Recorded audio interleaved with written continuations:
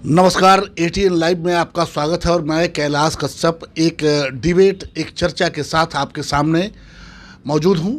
और आज हम जिस मुद्दे पे चर्चा करने वाले हैं, जैसा कि आप सबको पता है कि 20 तारीख को प्रधानमंत्री नरेंद्र मोदी सिवान आए हुए थे और उसके पहले लगभग 15 दिनों से जिस तरह का माहौल सिवान में देखने को मिला, हमें लगता है कि शायद आज तक इस तरह से किसी नेता के लिए नहीं था। सुबह का वक्त होता था, सारे कार्यकर्ता, चाहे वो महिला हो पुरुष हो, ढोल नगाड़े के साथ हाथों में कार्ड लेकर सिवान शहर के गली मोहल्ले, एक एक गली तक पहुंचते थे और लोगों को प्रधानमंत्री के आगमन की जानकारी देते थे और उन्हें चलो जसौली, उनको निमंत्रण कार्ड भी देते थे। और लोगों में विश्वास जगा कि भाई देश का राजा, देश का प्रधानमंत्री हमारे सिवान एक छोटे से शहर में आ रहा है। और राजा जी अगर मूड ठीक हो, थोड़ा सा भी कुछ दे दे, तो हमें लगता है कि सिवान को बहुत कुछ मिल जाता। 20 तारीख को सभा हुई, सभा स्थल पे जितना सोचा था उससे ज़्यादा भीड़ हुई। हालांकि बाद में भीड़ की कलई भी खुली, लेकिन भीड़ थी वहाँ पे। लोग उत्तर प्रदेश से आए थे, लोग बिहार के जिले, लगभग हर कोने से लोग आए थे और सरकारी बसों में भर भर के लाया गया था। सब लोग अपने राजा की एक तस्वीर देखना चाहते थे, उनसे सीधे रूबरू होना चाहते थे। और बड़ी मशक्कत के बाद रूबरू हुए, लेकिन जो मन में एक आशा थी, एक आस की किरण जगी थी कि हमारे सिवान का आज सौभाग्य है कि हमारा राजा हमारे घर पहुंचा हुआ है और आज कुछ न कुछ जरूर मिलेगा, लेकिन वो आस टूट गई। ऐसा कुछ नहीं हुआ। 5,900 करोड़ की योजनाओं का लोकार्पण हुआ, लेकिन उसमें सिवान कहीं नहीं था। इस मुद्दे को लेकर के हम प्रेस से जुड़े हुए पत्रकार हैं, अजय तिवारी जी बड़ा अच्छा विश्लेषण करते हैं। हम उनके पास पहुंचे हुए हैं कि आखिर सिवान को क्या मिला, वो किस तरह से प्रधानमंत्री के इस दौरा को वो लेते हैं। हम उन्हीं से सुनते हैं। अजय जी, 20 तारीख को आए हुए थे प्रधानमंत्री जी, बड़ी आस थी सिवान वालों को और होनी भी चाहिए कि भाई देश का राजा, देश का प्रधानमंत्री उनके घर आ रहा है। और तैयारी भी बड़ी शानदार थी। तैयारी तो ऐसी थी, हमें लगता है कि शायद चौथी बार प्रधानमंत्री सिवान, नरेंद्र मोदी सिवान आए हैं। लेकिन जो तैयारी इस बार देखने को मिली, ऐसा पिछला 3 बार हम लोग नहीं देख पाए थे। तो आपके नज़र में, हालांकि पूरा सिवान जानना चाहता है कि सिवान को क्या मिला है, आपकी नज़र में क्या लगा? ये प्रधानमंत्री का दौरा निरर्थक रहा सिवान के लिए या कुछ सार्थक कुछ निकला इससे? देखिए, सिवान को माननीय प्रधानमंत्री जी ने बहुत कुछ देखे। सिवान को क्या आप ओल्ड सारण को बोल सकते हैं, बहुत कुछ देखे गए। 26 सीट है जी। 26 सीट में माननीय प्रधानमंत्री ने जो सिवान आए, आप ये मान के चलिए कि विपक्ष का मनोबल बढ़ा के चले गए। और बीजेपी के जो कार्यकर्ता जो लोकल लेवल पे हैं, उनका मनोबल उन्होंने तोड़ दिया।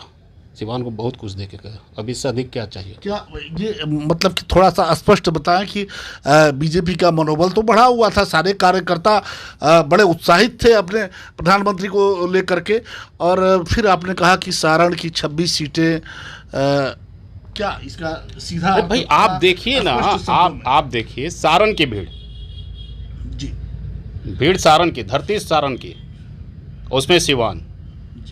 सारण को क्या मिला? वंदे मातरम जो ट्रेन चल रही है जी, वो मिला पटना, गोरखपुर, बगहा, बेतिया, मोतिहारी, मुजफ्फरपुर, वैशाली। ये सारण इसमें कहीं नहीं है। कहीं नहीं है जी। एक ट्रेन तो दे देते, आज नहीं चलाते ठीक है, अनाउंस कर देते कि हम 6 महीना बाद चलाते। जी जी। कार्यकर्ताओं को एक थोड़ा सा मनोबल बढ़ता, उनका मनोबल तोड़ दिए प्रधानमंत्री जी ने। तो इसमें आपको नहीं लगता कि जो हमारे जो लोकल नेता हैं, चाहे वो विधानसभा तो खैर विधायक जो हैं, सदर विधायक वो आरजेडी से हैं, लेकिन 2 विधायक उनके गोरिया कोठी और दुरौदा ब्यास सिंह, ये 2 विधायक उनके हैं, उनकी दल के हैं, और बाकी जो सारण से आए हुए थे। क्या इन लोगों ने सारण की स्थिति से सिवान की जरूरत को नहीं बताया, प्रधानमंत्री को नहीं अवगत कराया? इनको हिम्मत है बोलने का? जितने लोगों का नाम लिए, मैंने लीडरशिप के सामने इनको हिम्मत है कुछ बोल दें, कुछ डिमांड कर दें, उसी दिन मंत्रिपद से त्याग इनकी कुर्सी खतरे में आ जाएगी, तुरंत खतरे में आ जाएगी। वो सेकंड नहीं लगेगा, त्याग पत्र देना पड़ेगा। आखिर ऐसा क्यों? मान लीजिए कि अगर कार्यकर्ता हमारा अपने नेता से नहीं कहेगा, उनसे बात नहीं करेगा, अपनी तकलीफ को नहीं बताएगा, और तकलीफ बताएगा तो जिस तरह से आप बता रहे हैं कि भाई उनकी कुर्सी खतरे में आ जाएगी, उनको तुरंत निकाल बाहर किया जाएगा, ये तो हिटलरशाही हो गई। आप देखिए ना भैया, सिवान में आप भी रहते हैं, हम भी रहते हैं, 2 फैमिली, जनार्दन तिवारी, राजदेव सिंह, कौन नहीं जानता, जो बीजेपी के यहाँ के फाउंडर थे। बीजेपी को खड़ा किया गया। क्या हाल है राहुल तिवारी की, क्या औकात थी वहाँ पे मंच पे, जिला अध्यक्ष? ना वो तो मंच पे थे भी नहीं, कहीं नहीं। हाँ, क्या वही तो पूछ रहे हैं। अभिमन्यु सिंह पूर्व जिला अध्यक्ष हैं, उनके बाप ने खड़ा किया पार्टी को, माननीय जनार्दन तिवारी ने खड़ा किया। जब जंक्शन की कोई सीट नहीं थी तो सिवान था जी, पहली बार दीपक हमें भी याद आपको याद होगा, दरबार सिनेमा तो के पास एक जामुन का पेड़ था और उस पे एक बड़ा झंडा लगा हुआ था। उस समय हम लोग छोटे छोटे थे। हम नहीं कह रहे हैं कि भाई आप जनार्दन तिवारी या राजदेव सिंह के वंशज को आगे बढ़ाइए, परिवार को नहीं, वो अपने बल पे राहुल तिवारी आज के डेट में खड़े हैं। खड़े नहीं है, वो बीजेपी के जिला अध्यक्ष हैं, उनका कोई अहमियत नहीं मिला। आपको क्या लग रहा है बाकी कार्यकर्ताओं का कितना मनोबल गिरा होगा, आप नहीं सोच सकते हैं। सिवान की जनता सब देख रही है। जो हमको फील हो रहा, हम इस चीज़ को बोल रहे हैं, हम ही को नहीं हो रहा, आम जनता को फील हो रहा, जो बीजेपी के कैडर हैं उनको भी फील हो रहा कि गलत हुआ। 1 मैन शो बना हुआ है पूरा देश, अब पूरा सिवान 1 मैन शो बना हुआ, एक आदमी के पीछे। आने वाले समय में जिस तरीके से आप बता रहे हैं कि हिटलरशाही चल रही है, 1 मैन शो बना हुआ है, आने वाले समय में इसका सीधा असर चुनाव पे भी पड़ेगा। बिल्कुल पड़ेगा भाई। जब कार्यकर्ताओं का मनोबल डाउन हो गया, वो क्यों लड़ेंगे पार्टी के लिए भाई? एडमिनिस्ट्रेशन भीड़ जुटा कर लाया है, डीडीसी ब्लॉक प्रमुख वीडियो ने, उन्होंने तो एक फरमान जारी कर दिया था कि किसी हालत में आपको पहुंचना है, नहीं तो आपकी नौकरी खतरे में। तो पार्टी नेतृत्व तो जान रहा है कि भाई एडमिनिस्ट्रेशन ने भीड़ जुटाया, कार्यकर्ताओं का कोई महत्व नहीं रहा, कार्यकर्ता कोई काम नहीं। फिर वो क्या था जो सुबह में 5 बजे भोर में ढोल ताशा ले करके लोगों को गली गली में जा करके, बीजेपी के जो कार्यकर्ता हैं, चाहे वो महिला है चाहे पुरुष हैं, ये लोग जा करके लोगों को आमंत्रित, वो क्या है, वो मेहनत क्या है? ये तो हम बोल रहे हैं कि माननीय प्रधानमंत्री जी ने कार्यकर्ताओं का मनोबल को तोड़ दिया। जितना मेहनत सिवान के बीजेपी कार्यकर्ता या और भी बीजेपी से संगठन जुड़ा हुआ संगठन के लोग जितना मेहनत की है भीड़ जुटाने के लिए, आज आप बताइए ना, प्राइम मिनिस्टर 3 बार और आए हुए हैं सिवान में। खाली एक बार अनाउंसमेंट हो जाता था कि माननीय मोदी जी आ रहे हैं। हाँ, काफ़ी था भाई, प्रधानमंत्री को देखने के लिए सारी भीड़ इकट्ठा हो जाती है, सारी भीड़ आ जाती थी, इससे अधिक भीड़ होती थी। जी, इससे अधिक भीड़ होती थी। आज क्या कारण है कि मोदी जी के सभा के लिए चला जिला एडमिनिस्ट्रेशन, वही एक नहीं, पूरा बिहार का सिस्टम लगा हुआ, बक्सर कहाँ के लोग आए हुए। आपको मालूम नहीं, लोग खाना पैक होके आया वीआईपीओ के लिए पटना से। जितना पैसा सिवान में, माने आप 5 स्टार होटल से खाना आया है सिवान में, मौर्या की गाड़ी लगी हुई थी। मौर्य भाई, अब एक सर सब लोग जानते हैं। हम वो नहीं कर रहे, हम कह रहे हैं कि जितना आपने खर्चा कि आप नहीं आते उतना पैसा आप सिवान को दे दो। सिवान अच्छा तिवारी जी, कितना खर्चा हुआ होगा कुल मिला के, कुछ अंदाजन, थोड़ा सा इधर उधर कुछ एक लमसम कितना खर्चा हुआ होगा? भैया आप बता लीजिए, जब मौर्या से खाना आ रहा है तो खाना हमको नहीं लग रहा है कि अगर वो तो सूत्रों से पता चला कि वो 1 करोड़ 20 लाख का वो खाना। अब बताइए, खाना आ रहा था, नाश्ता जोड़ लीजिए, बाकी टेंट जोड़ लीजिए, इलाहाबाद से टेंट आया हुआ, क्या क्या मतलब अरबों रुपये का खर्चा। अरबों रुपये का खर्चा, अरबों रुपये में आप सिर्फ 50 करोड़ सिवान को दे देते, सिवान स्वर्ग हो जाता। स्वर्ग हो जाता। ऐसा नहीं है कि फंड नहीं आ रहा, फंड आ रहा, लेकिन आप उठा के देख लीजिए कि सिवान के जितने भी लीडर हैं अभी वर्तमान में, वो चाहे किसी भी पार्टी को, वो अपने जेब भरने में लगे हुए हैं। तो ऐसा कैसे चलेगा कि आप अपने जेब भरने के लिए, जनता ने आपको तो अपना प्रतिनिधि बना के भेजा है, लेकिन आप जब अपने जेब भरने के लिए लगे हुए हैं तो फिर जनता का क्या होगा? अरे भैया, आप नगर पालिका को उठा के देख लीजिए ना, 208 करोड़ रुपया था, कहाँ गया? नाला बना है, नाला कहाँ है? बरसात में देखिए हर जगह पानी लगना शुरू हुई, बारिश हुई नहीं, झिमिर झिमिर बारिश हुई, हर जगह लगना शुरू हो गया। रोड जितना बना वो कहाँ गया? कोई भी जनप्रतिनिधि है जो आवाज़ उठाए? आज गली गली घूमना पड़ा सत्ता पार्टी के लोगों को, क्यों घूमना पड़ा? कभी आवाज़ उठाते तो आज सारे पब्लिक वहाँ रहती, इनको बोलना नहीं पड़ता कि आप भीड़ में आइए, इनको दरवाजे घूम के इन्विटेशन नहीं देना पड़ता, ढोल नगाड़ा नहीं पिटना पड़ता। इस सिवान में सिर्फ भ्रष्टाचारियों को सपोर्ट किए हैं, उनको उनका संरक्षण दिया, उनको बचाया है, अब बचा रहे हैं, जिसके कारण आज इनको रोड पे घूमना पड़ा, गली गली घूमना पड़ा, घर घर घूमना पड़ा। एक मंत्री को इतना घूमना पड़ता है? एक क्या पूछिए, पूरा सेंट्रल का मंत्री जो बिहार से, कैबिनेट मिनिस्टर कई लोग आए हुए थे, पूरा बिहार सरकार यहाँ मौजूद था। वही कह रहे हैं ना कि सारे मंत्री को आके घूमना पड़ता, एक आवाज़ देते लोग पहुँच जाते। लोगों को तो मनोबल आप खुद तोड़ रहे हैं, कार्यकर्ताओं का मनोबल तोड़ रहे हैं, लोगों को तोड़ रहे हैं। सिवान बीजेपी का गढ़ माना जा रहा है, तो क्या आप गढ़ को तोड़ दिए ना अपना? आप लिख के रख लीजिए कि जितना मनोबल विपक्ष का बढ़ा हुआ उतना बीजेपी के कार्यकर्ताओं का आज के डेट में नहीं है। इसका इलेक्शन में प्रभाव देखने को आपको मिलेगा। क्या प्रभाव पड़ सकता है कि जैसे अभी मान लीजिए कि 6 सीट महागठबंधन के पास है और 2 एनडीए के पास है, क्या प्रभाव पड़ सकता है? 0 सीट मिलेगा एनडीए को इस बार, विपक्ष लेके चला जाएगा। तो आपके हिसाब से लग रहा है कि क्या तेजस्वी सरकार बनाएंगे? नहीं, तेजस्वी विपक्ष की हम नहीं कर रहे हैं, सपोर्ट नहीं कर रहे हैं, हम जो असलियत है वो चीज़ बता रहे हैं। आज जो लीडर हैं सिर्फ इसलिए आगे आगे कूद रहे थे कि उनको अपने टिकट चाहिए, जनता से कोई मतलब नहीं है, कार्यकर्ताओं से कोई मतलब नहीं है। आप टिकट लेके जीत जाइएगा, पैसा के बल पे आप टिकट ले लीजिएगा, अपने संबंध के बल पर टिकट, उसके बल पे आप टिकट लेके जीत जाइएगा, जब तक कार्यकर्ता सपोर्ट ना करे।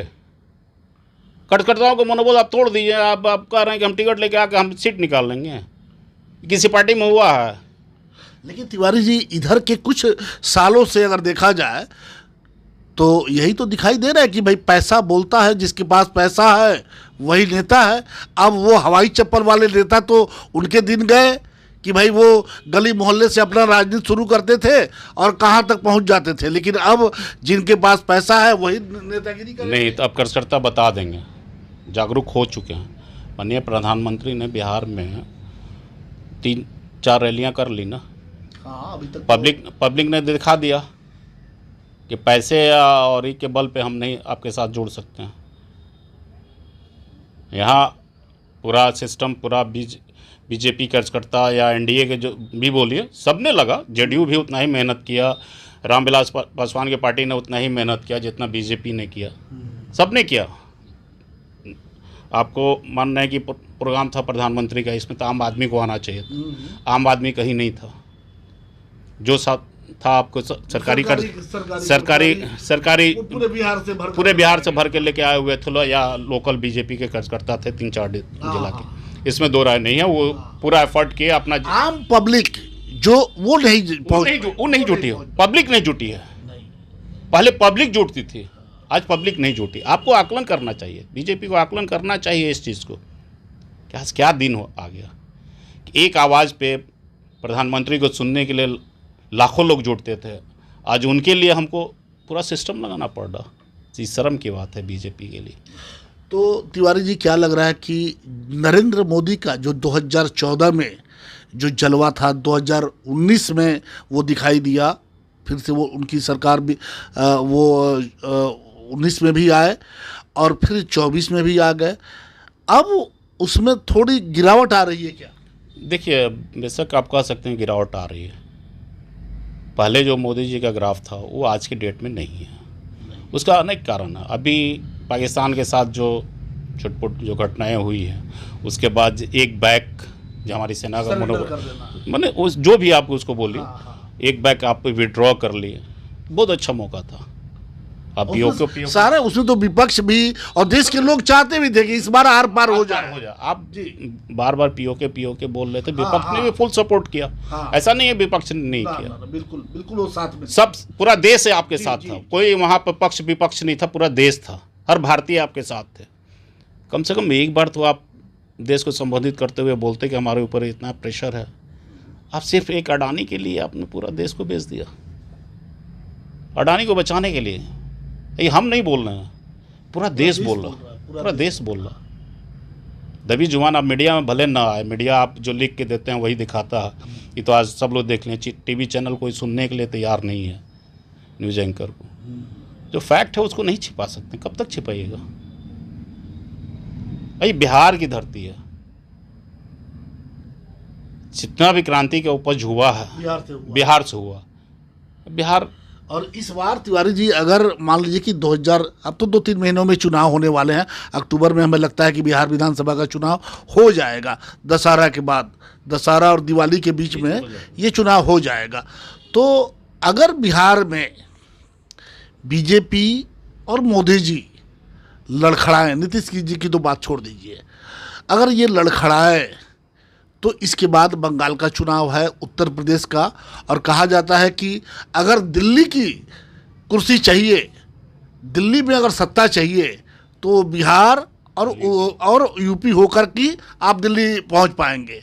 अगर ये दोनों हाथ से निकल गया, देखिए तो हाँ, देखिए अभी बिहार के इलेक्शन में अभी भी कुछ भी कहना जल्दीबाजी होगा, लेकिन बीजेपी को अपने आप आकलन करना चाहिए और जो कमजोरी है उसको दूर करना चाहिए। बीजेपी के लिए बहुत अच्छा मौका है इस बार बिहार में आने के लिए। कहें कि विपक्ष में कई पार्टियां हैं, कांग्रेस है, आरजेडी है, वीआईपी पार्टी है, प्रशांत किशोर की पार्टी है, और भी आप भी आ रही है। वोट का बिखराव है,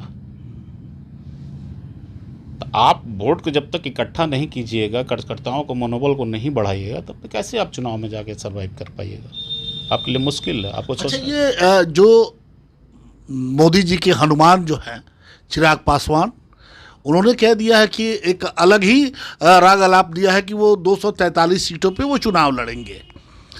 तो आपको क्या लगता है, चूंकि आप एक पत्रकार भी हैं और बड़ा करीब से ये राजनीति को देखे हुए हैं, आपको क्या लगता है कि इस बार चिराग दोबारा, इस बार भी, हम इसको ऐसे बोले कि इस बार भी क्या बीजेपी चिराग पासवान के माध्यम से नीतीश कुमार का सफाया करने की तैयारी में लगी हुई है? देखिए, नीतीश जी की जहाँ तक बात आप कर रहे हैं, नीतीश जी की लास्ट पारी है। वो मानने के लिए तैयार नहीं है, आप कह रहे हैं कि लास्ट है। ये लास्ट पारी है, आप इसको मान लीजिए, जनरली मान लीजिए। कहने के लिए लोग जो बोले हैं, जो भी करें, पार्टी उनकी एक तरह से टूट चुकी है, वो बीजेपी के साथ हो चुकी है। इसको मान के चलिए आप, ऐसा नहीं है कि हम ऐसे बोल रहे हैं। तो चिराग बीजेपी के साथ, उनके हनुमान बने मोदी जी के, चिराग के हनुमान मोदी जी हैं, इसमें भी दो राय नहीं है। चिराग लड़े या न लड़े, बीजेपी के अलायंस में रहेंगे, अलग नहीं जाएंगे। लेकिन उसके बाद भी आप नीतीश जी को, आप जो बोल रहे हैं, नीतीश जी के पास 10 से 15% जो वोट है वो बीजेपी के पास शिफ्ट हो चुका है वर्तमान के समय में, तो उसको आप नहीं डिनाई कर सकते हैं। तो लेकिन नीतीश जी मुख्यमंत्री नहीं बनने जा रहे हैं, नीतीश जी की लास्ट पारी है, नीतीश जी की पार्टी बीजेपी के साथ मौजूद, तो चिराग से कोई फर्क नहीं पड़ने वाला। बीजेपी को जो करना था कर चुकी है नीतीश जी के साथ। चलिए, आपने देखा कि अजय तिवारी जी से हमारी बातचीत हो रही थी कि प्रधानमंत्री का जो सिवान दौरा हुआ था उसमें सिवान को क्या मिला और क्या होना चाहिए था। तो आपने सुना कि हमें कुछ भी नहीं मिला। बिहार को मिला है, थोड़ा बहुत बिहार को मिला है, लेकिन उसमें सिवान कहीं नहीं है। न सिवान है और न छपरा है। तो ये मलाल सिवान के और सारण के लोगों को रहेगा इस बार चुनाव तक, जब तक ये चुनाव नहीं हो। हालांकि अभी बहुत सारे नेता आएंगे, बहुत सारे वादे किए जाएंगे, लेकिन फिर भी ये मलाल रहेगा कि प्रधानमंत्री जब सिवान आए थे तो उन्होंने कुछ नहीं दिया।